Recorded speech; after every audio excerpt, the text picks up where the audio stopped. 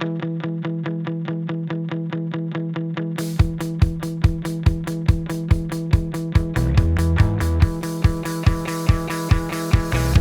the outside looking in, I really wasn't sure what I was getting. Between the high waves on the sea, waiting for something to get to me. Hey you all, Farmer Jesse here. I often feel like soil health is one of those obscure notions that we feel can only be quantified through several soil tests over the course of several years. And sure, that's one approach, but soil health can be, arguably just is, a much more sensory experience than that. Yes, even scientifically speaking, there is research that says soil health is something you can indeed see or smell or feel or taste. And in today's video, I'm going to give you several things to monitor that have nothing to do with a soil test. Just simple things you can do in your own garden. So let's do this. You act like gravity and you are pulling me. What do labs do with all that soil anyway? It's like mountains of soil at these places. First things first, if you're not subscribed to this channel, make sure to hit the subscribe button. And if you are subscribed, you're awesome.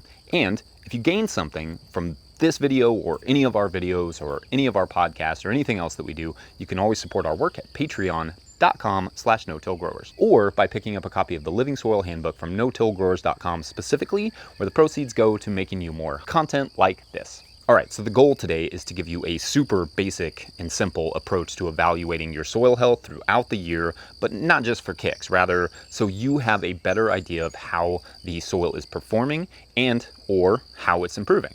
Soil improvement is something I'm personally thinking about a lot these days and working hard on, as we just moved to this new farm in 2020. The soil was very compacted and it's been a heavy lift. So monitoring our success is really important to me. Plus, I'm always trialing different no-till techniques. So for me, I want to see what is and is not working in my new context without having to get a soil test every few weeks. I can't afford it. It's very time consuming. That said, the methods described here in this video are not meant as a replacement for soil tests per se, especially the Haney test, which I rather like and we'll discuss more in a later video. But rather, this video is intended as a practical and dynamic way of evaluating your soil health in situ. That is to say, you can check your soil health while you're stupidly busy running around trying to get everything done that you need to get done in a day on a farm. Soil tests require time and money. Most of what I'm going to describe today do not. They're free.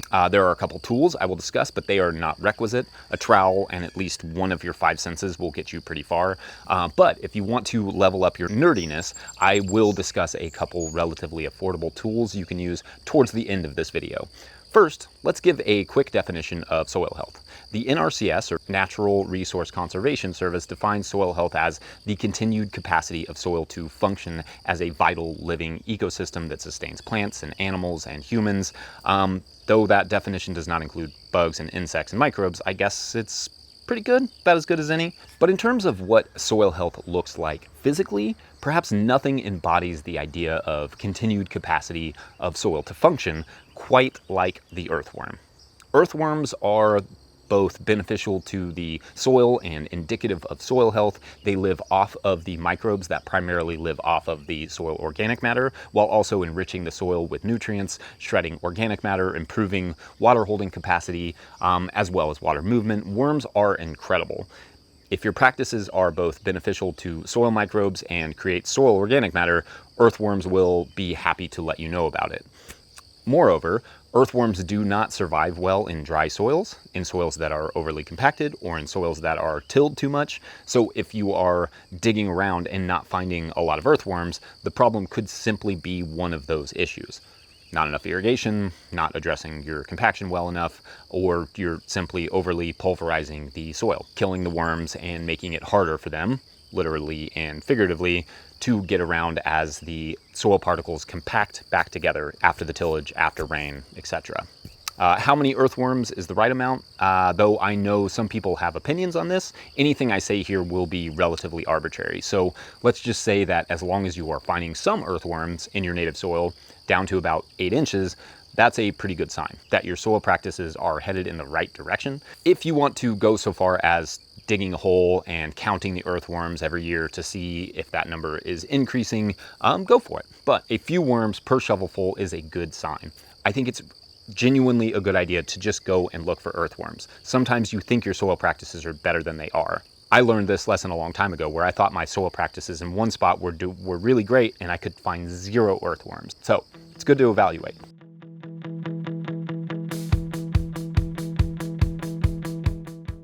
Earthworms, of course, aren't the only macro sign of soil health. The presence of a diversity of bugs and insects, provided they are not the pestilent ones, is a really good, solid sign of healthy soil. So that would be like mites and beetles and spiders and anything that is generally not classified as a pest.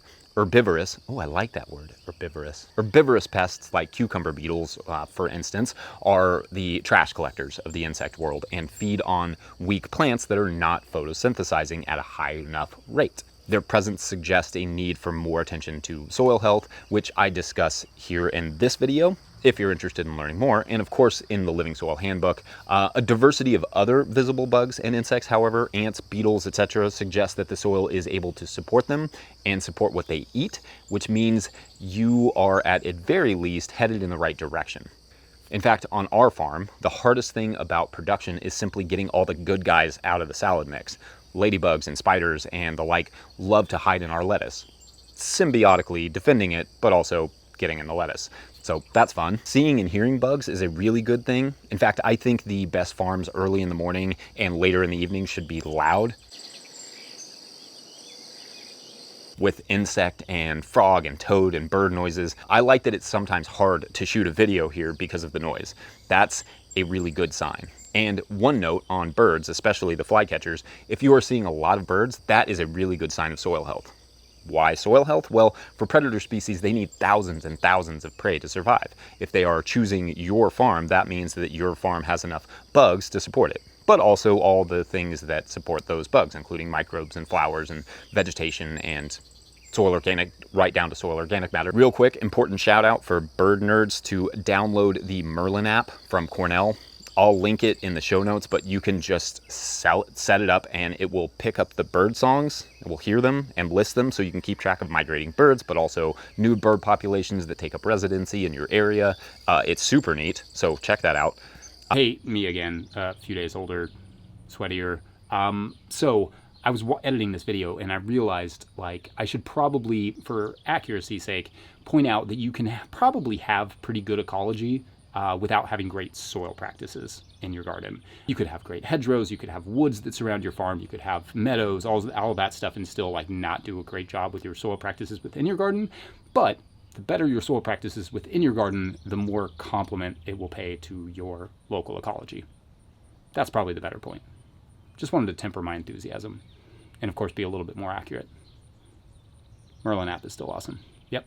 All right, so moving on. Let's talk soil physically. Some soils are naturally just darker, depending on what their base material is, but generally speaking, healthier soil is visually going to look darker.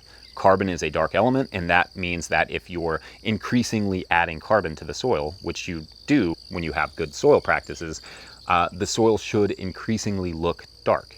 And that darkness should become increasingly visible further and further down into the soil profile over the years. Increasing soil carbon around the roots is easy enough as long as you are following living soil practices. Increasing soil 1 or even 2 feet down takes a lot of work and time, but that should be the goal. Soil tests come in handy here because there's no easy way to monitor your soil if your soil is getting darker year to year on your own without some sort of data. However, especially in highly compacted areas, that shift towards darker soil should be more and more clear over time. I mean, clear as in visible. Clear soil is probably not the best thing. Especially if you have a good soil probe, that, taking pictures of that is a great way to see the gradient changes and the darkness is getting deeper and deeper into the soil over the years. I have a few spots that we've been working on here on this farm, and we can see the change just sort of happening. It's not overnight and it's not over a year, but it's visible and it will slowly increase if you're doing things right. Poor clay soil can be gray or even greenish, so the less of that you find, the better, and it will slowly loosen and darken as carbon life forms and, well, death forms, definitely a thing, add up. Now, Clay soils will take a different route than, say, sandy soils, but the end goal, the end result, will roughly be the same. The darker, the better. Sandy soils will always likely feel a little loose and gritty, and clay soils will almost always, even when at peak health, feel a little bit sticky. That's okay. You're not trying to fully supplant the rock particles. Those will always be there to some extent. You're trying to get carbon between and around them as much as possible. All right, some other visual ways to monitor soil health. And I should note that if you have other non-soil test ways that you use to monitor and measure soil health, put them in the comment section. YouTube videos are just like snapshots of ideas, snapshots that, well, move, but it's impossible to fit everything or even remember everything I want to say. So yeah, always feel free to lend a hand. I've got some great commenters as well, so also if you're watching this, make sure to read through those comments for more ideas. Anyway, another way to see the health and development of your soil is by the change in texture and structure. Humans can pulverize and create a sort of tilth, obviously, with tillers and spaders and such, but we cannot physically do anything that creates soil aggregates. Wait, have we tried singing to the soil? Oh, we've tried that? Okay, that doesn't work either. So we can't physically do anything that creates soil aggregates. Soil aggregation is all on the biology and how well we steward that biology. Soil aggregation occurs when, effectively, gummy secretions created by microbes and worms, etc., along with plant roots and fungal hyphae and so on, wrap soil particles and organic matter together. This action creates a fairly strong structure called soil aggregation or soil aggregates that are very porous and can both allow water to pass through easily in heavy rain events or to soak it up in drier times. And they are exceedingly important. You know, they're full of nutrients plus food and habitat for soil life. They keep soil in place. This is often demonstrated in what is called the slake test. I'm not going to tell you how to do a slake test, as there are like 1,000 video demos on it on YouTube, but a perhaps easier method, one you can do with a sieve and a bucket of water, is to take a small sample, put it in a sieve, and lightly just dip it into a bucket of water. As you improve your soil practices, that bucket of water should turn less and less brown with the soil particles falling off of your little chunk of soil. The goal being essentially for the water to not turn all that brown. You want the soil particles to stick together and stay together. That is indicative of good soil aggregation, staying together and taking on water, because that's what you want it to do around your plants. And it's indicative of good soil life because that's who's making it aggregate. It is frankly really hard to grow in soil that's washing or blowing away, so the soil aggregates are critical. In fact, aggregates are an enormous reason no-till is so important as well, because although microbes and such do a good job of wrapping these soil particles and organic matter together, the aggregates can be very easily torn apart by machinery.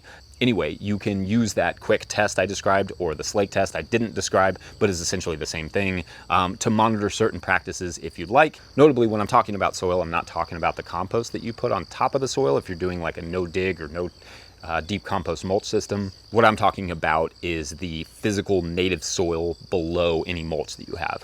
Ideally right around or right below where your roots are growing. That's roughly 4 to 8 inches down. I don't know what that is in Celsius. So long as it's not soaking wet or bone dry, the soil should lightly crumb apart in your fingers. It should not slick, and it should not just fall through your fingers. It should crumble lightly when you pinch it. If you have good aggregation, you have created a soil environment ideal for microbial activity, and you should pat yourself on the back, which I'm not entirely sure how to do it. Oh, there it is.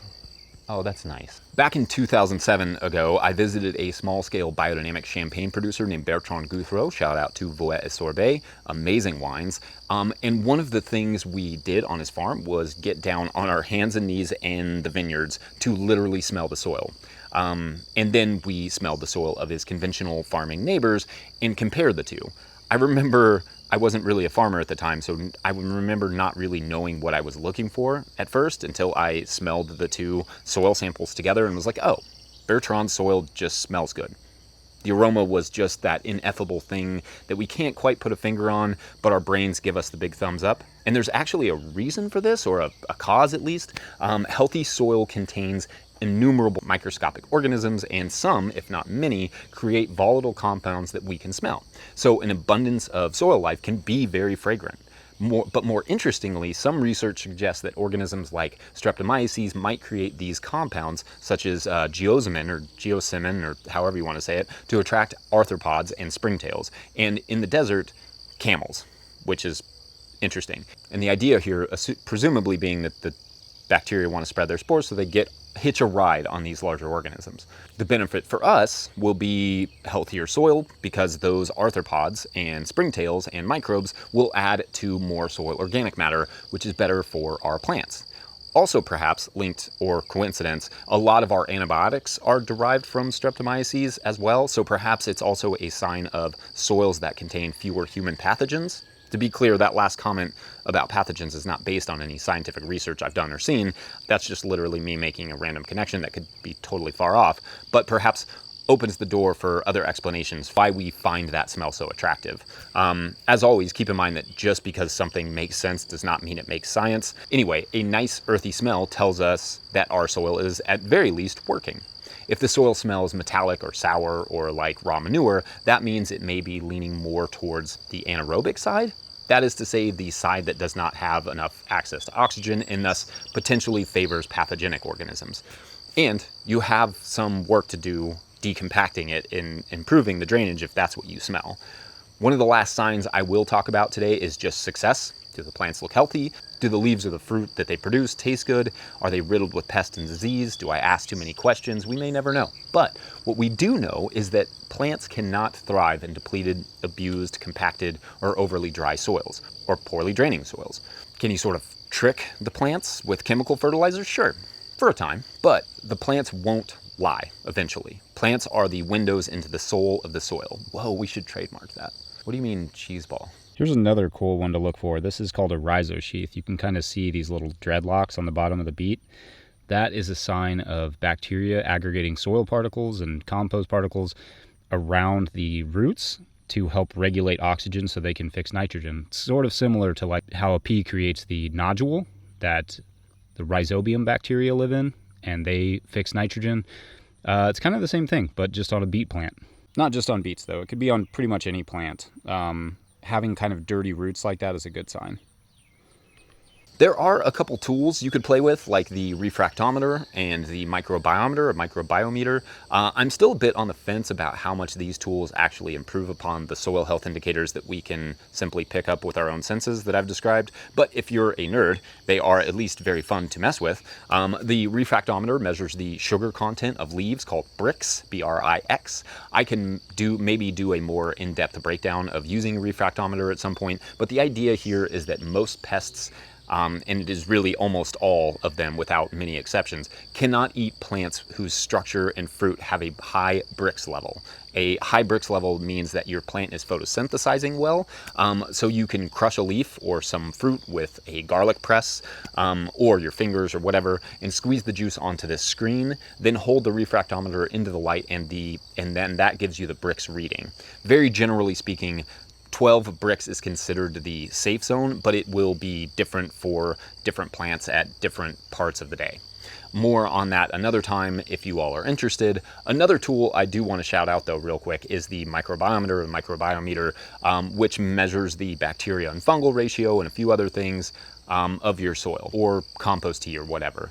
It's a nifty tool, though I'm not entirely sure how accurate it is, but again, maybe that's another video I can explore a little bit more. And the founder just passed away in June, so shout out to Judy Fitzpatrick for working to put the power of soil management back into the hands of the growers. So thanks, Judy. And I'll put links to both tools in the show notes. I also spoke with Jeff Lowenfels of the Teaming with Microbes series, great books, about this tool if you are eager to hear a little bit more about how it works.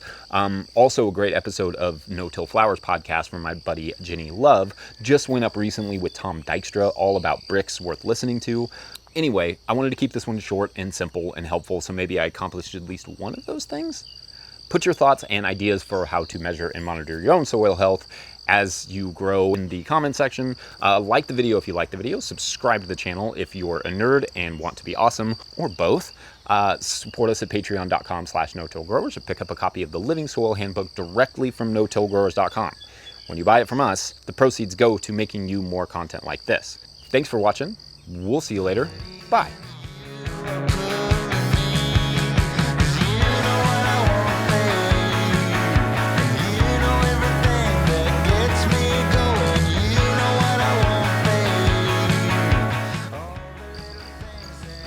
Don't judge me.